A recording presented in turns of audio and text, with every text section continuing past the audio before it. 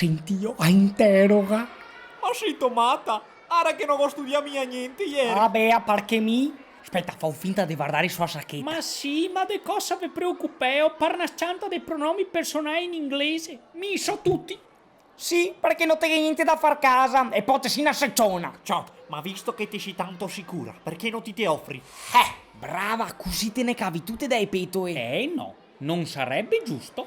Bene, per interrogare andremo in ordine alfabetico. Oh, beh, non ciò. Mi sono menata a metà registro, ora che arriva a me. Busatto, Ecco, dai, vediamo se Busato sa i pronomi personali, dai.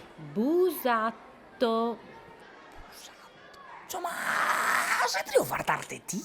Mi? busatto, E ciò è vero? Mi nota se scrive busato all'anagrafe. Ostrega. busatto. Signora maestra, se devo guardarmi mi per caso. Yes, you. Ah, you! Ayuki.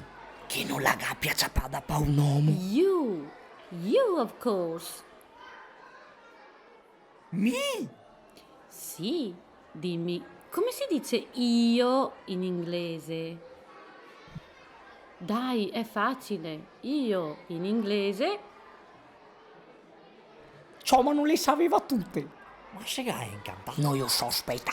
Ai! Brava, si dice proprio ai. Sai, signora maestra, che ho studiato tutta ieri pomeriggio. E voi? Avete studiato?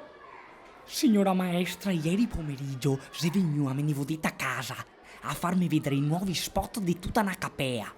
Ah, perché la fanno anche quest'anno. Certo, il 27 di luglio presso la festa del pomodoro.